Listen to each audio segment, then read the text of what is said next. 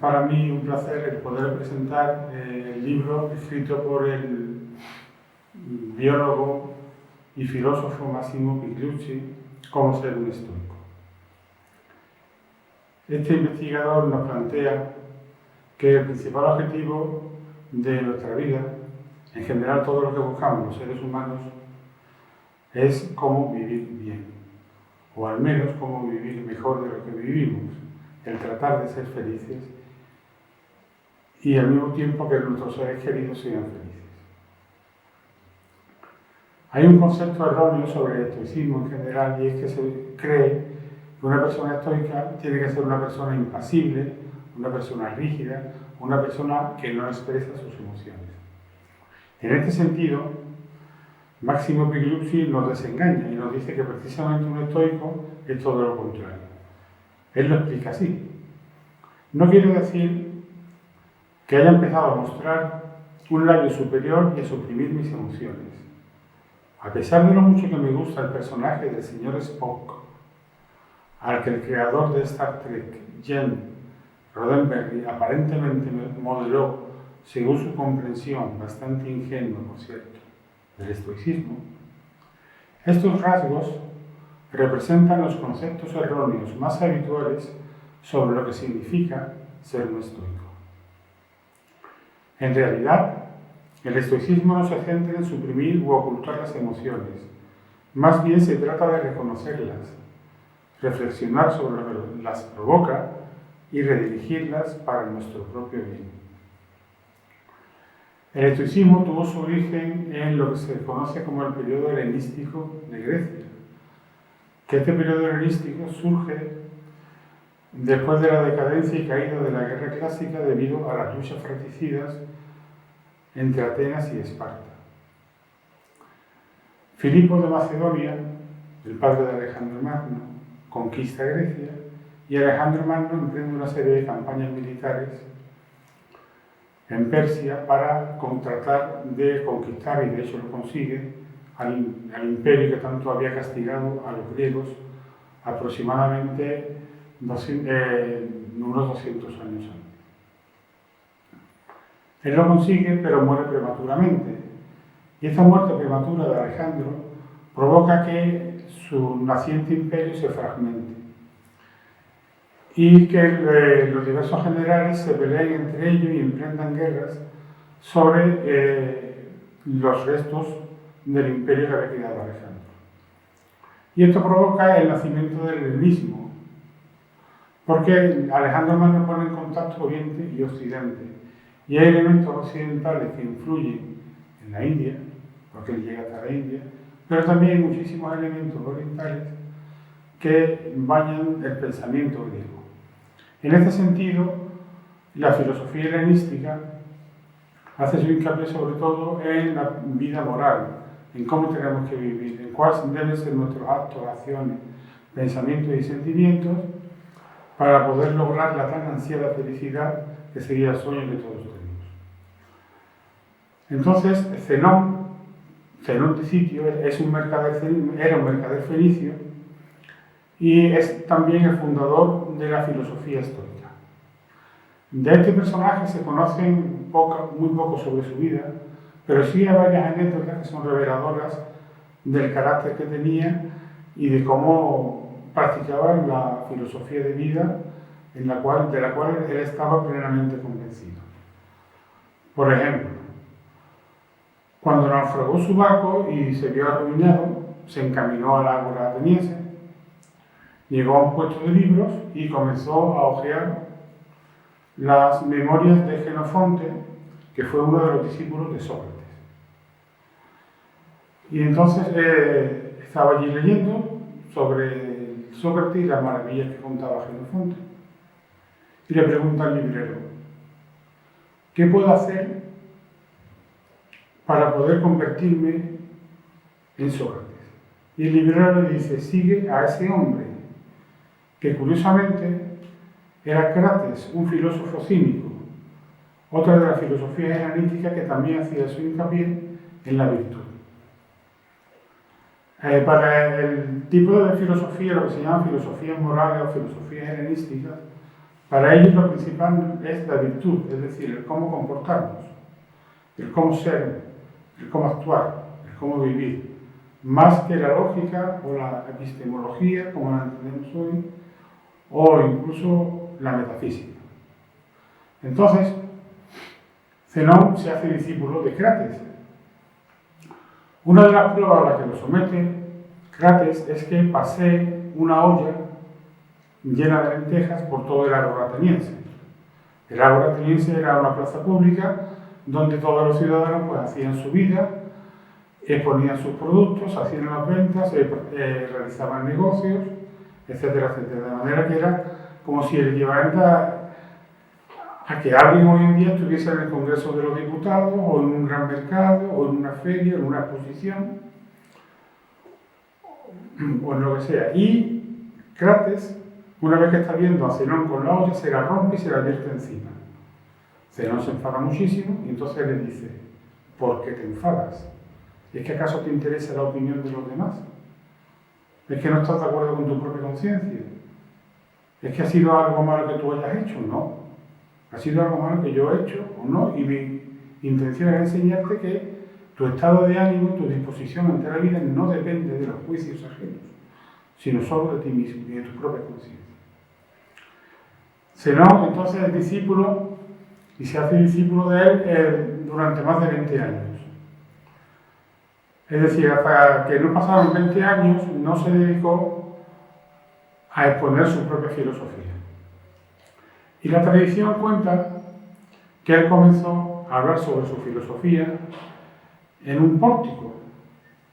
Y en ese pórtico del ágora ateniense había pinturas.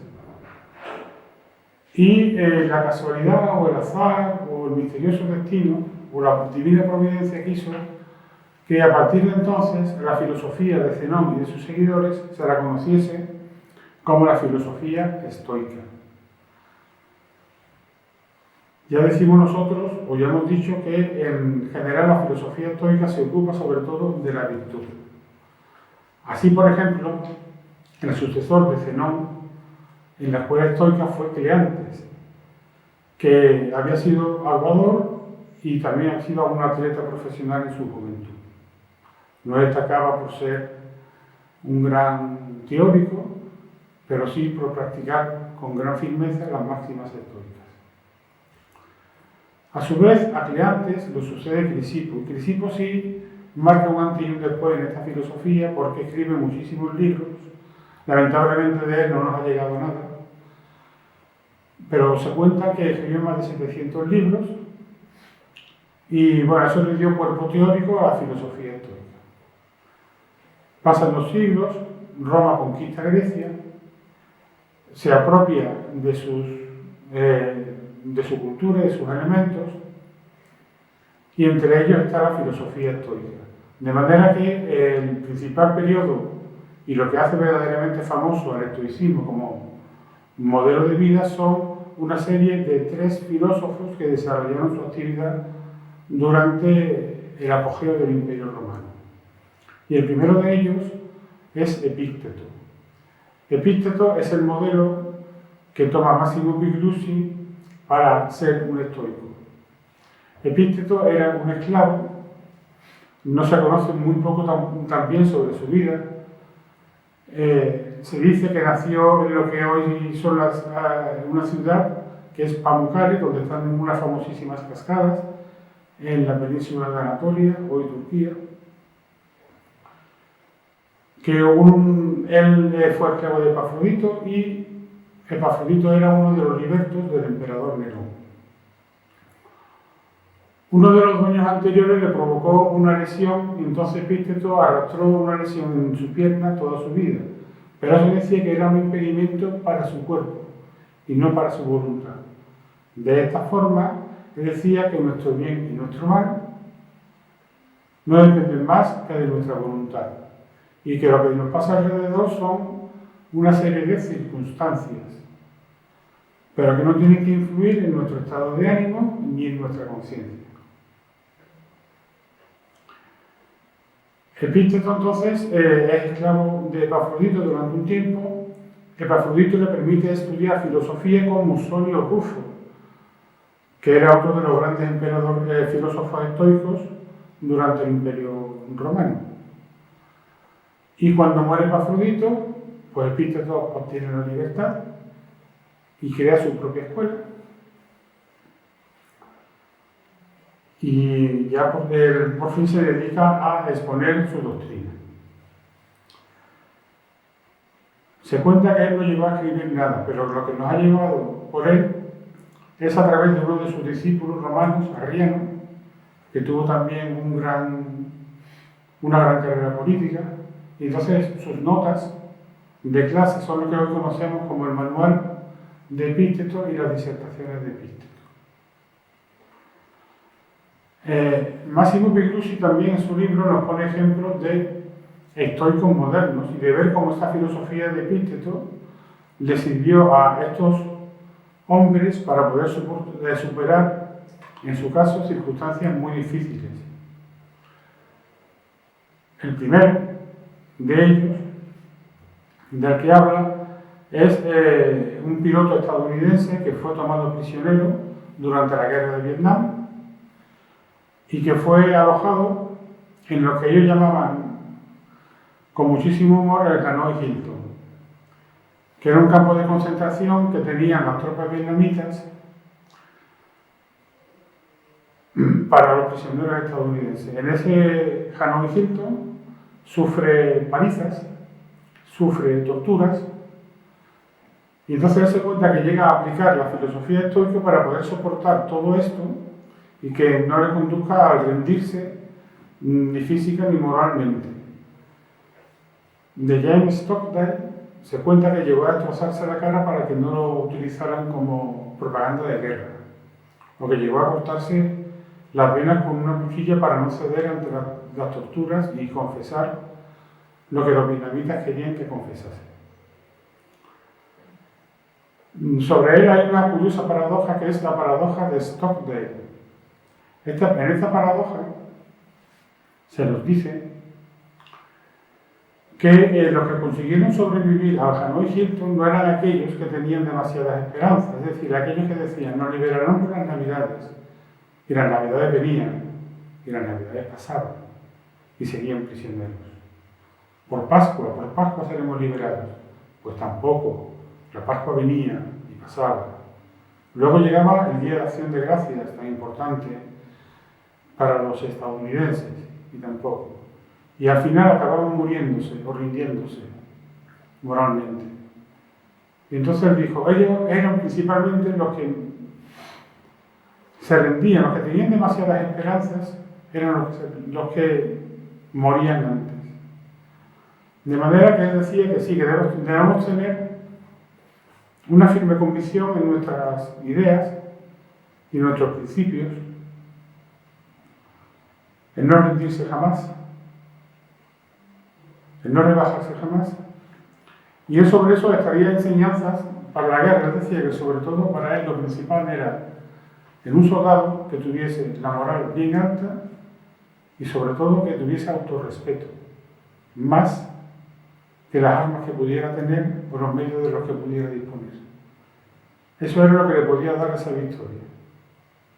Otro ejemplo de estoico que pone Máximo Pigrucci en su libro, Estoicos Modernos, él sobre todo destaca 3 que sufrieron graves enfermedades y que la práctica de la filosofía estoica le sirvió para poder superarlas y para poder enfocarse en la vida de otra manera, de manera que pudieran vivir, ser agentes en la vida, no ser meros pacientes.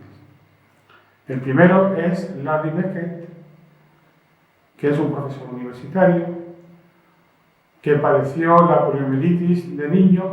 Cuando él nació, en su primera infancia, todavía no se había desarrollado la vacuna.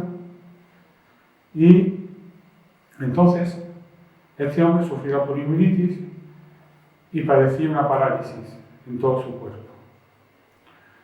Se sometió a un proceso de rehabilitación y le decían que no podría caminar, que con muchísima suerte podría estar en una silla de ruedas. El caso es que este hombre llegó a poderse mover muy lentamente, muy despacio, llegó a poder estudiar una carrera, a hacerse profesor universitario,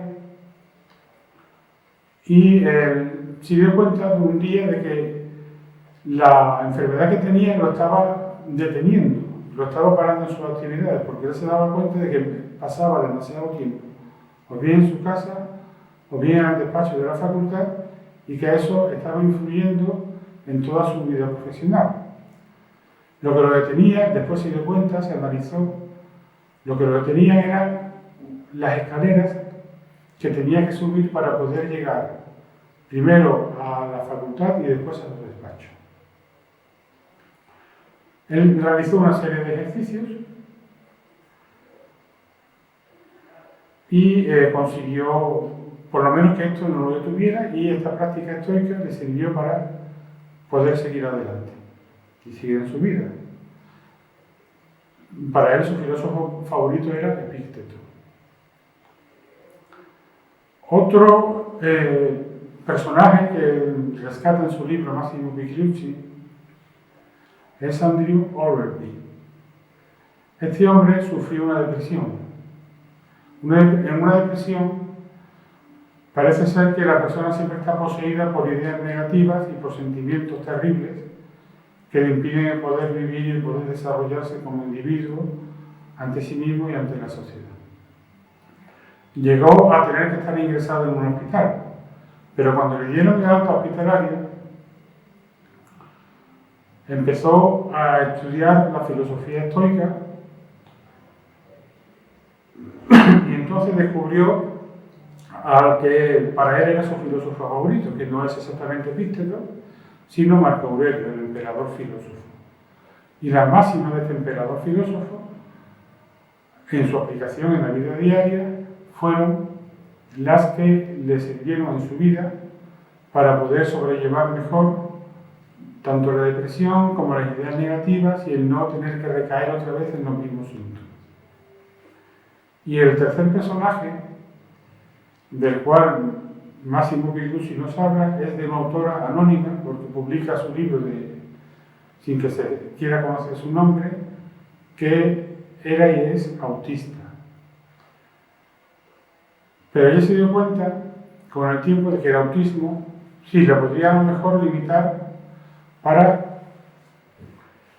que no pudiera, digamos, poder estudiar una carrera universitaria o poderse realizar como profesora de historia, que era lo que ella quería, realizar investigaciones históricas y el poder dar clases.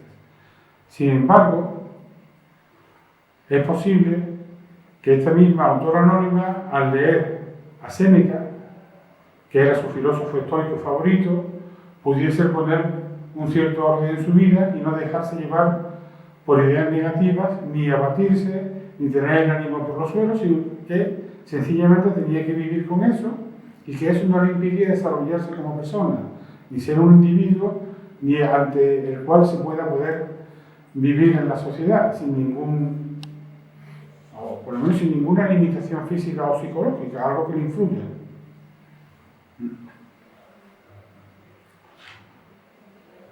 El libro de Massimo Pigliucci se divide en tres partes. La primera parte se centra en el deseo y su disciplina, es decir, qué es lo que debemos querer y lo que no debemos querer. La segunda, en la acción, en cómo debemos actuar y qué no debemos hacer en nuestra acción.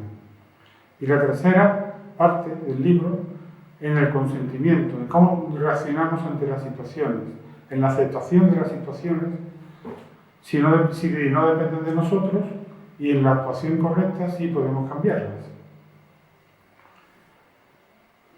Él, por ejemplo, habla cuando estuvo enfermo por una intoxicación alimentaria debido a la ingesta de pescado en mal estado.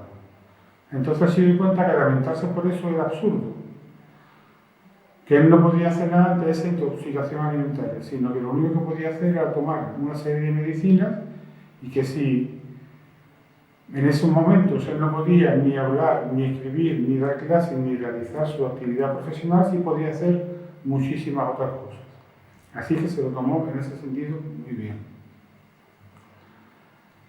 Tanto el deseo como la acción y el consentimiento se basan en lo que los estoicos clásicos llamaban la física, la ética y la lógica. Y hay un ejemplo muy bonito para poder explicar esto. Imaginémonos que estamos en un jardín. En ese jardín hay un árbol que da frutos. Nosotros nos alimentamos de los frutos de ese árbol.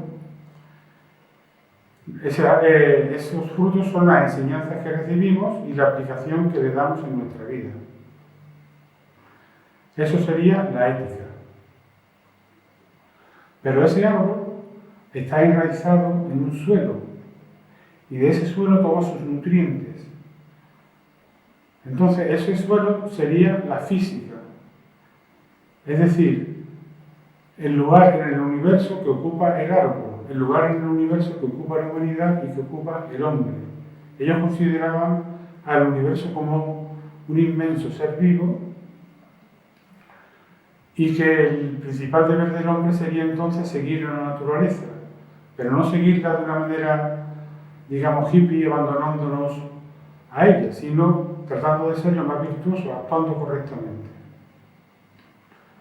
Finalmente, el jardín de nuestro ejemplo está rodeado por un muro y a su vez tiene jardineros que lo cuidan y le quitan las malas hierbas para que no le quiten los nutrientes al árbol.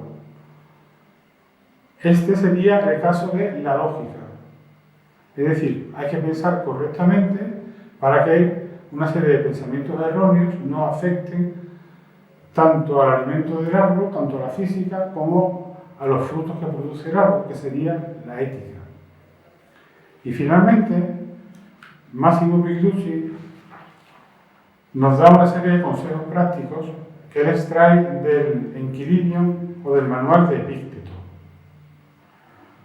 Son 12 consejos prácticos, porque sobre todo el estoicismo es una filosofía de vida.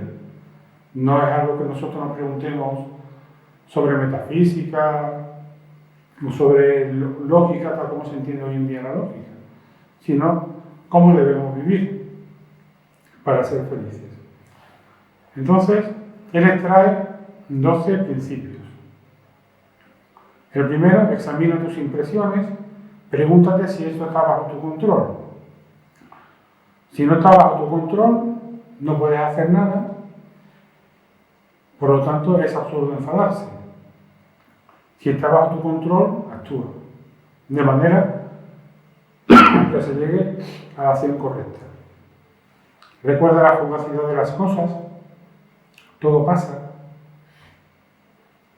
todo el universo está en marcha. La vida humana, a fin de cuentas, es un mero instante en el tiempo. Marco Aurelio hace reflexiones muy bonitas sobre esto.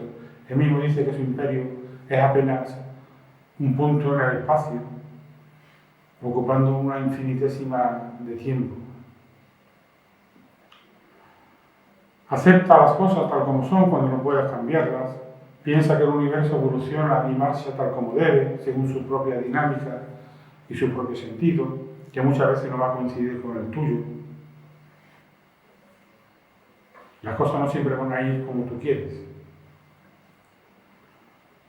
Para cada desafío, para cada reto en la vida, ten presente tus recursos, de manera que puedas actuar y practicar la virtud aquí y ahora, pues en definitiva solo se vive aquí y ahora. El futuro es muy incierto y el pasado prácticamente no existe y no podemos actuar sobre él. Cuando estemos poseídos por una emoción negativa, terrible, como la ira, la ansiedad o el miedo, él nos recomienda que nos paremos un instante y que respiremos hondo. Y que nos preguntamos si nos afecta o no nos afecta. Y que recordemos también que todo pasa. Tratar de ponerse en el lugar del otro, alterizar. Lo que le está pasando a los demás, tarde o temprano te puede pasar a ti, así que no te creas que eres un ser especial, ni tampoco que eres un elegido del destino. Habla poco, solo lo necesario y sé breve. Elige bien a tus amigos, tu compañía, no te rebajes y sobre todo no hables de banalidades. Responde a los insultos con humor. Si alguien, por ejemplo, te dice cómo eres, cuáles son tus defectos o su punto de vista sobre ti, contéstale y dale las gracias por decir, pues mira, qué generoso eres, si solo has visto esos defectos, porque yo en realidad solo tengo muchísimos más. No hablar demasiado sobre sí mismo, lo justo de las impresiones, no tratar de imponernos a los demás, no juzgar a los demás, no puede estar jamás en su sitio, no sabe si sus acciones o sus circunstancias están impuestas o son elecciones propias, entonces no lo juzgues. Y como reflexión final y consejo final, él nos recomienda que cada noche hagamos un repaso antes de acostarnos sobre cómo ha ido nuestro día, cuáles son las acciones que hemos tenido, si hemos actuado correctamente, bien o mal, cuáles han sido nuestras reacciones, nuestra actitud, y que ante las cosas buenas y todo aquello que hayamos hecho bien nos felicitemos. Y ante las malas, que realicemos un propósito de enmienda.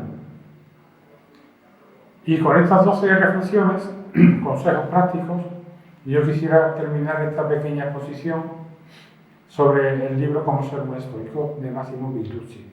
Muchas gracias.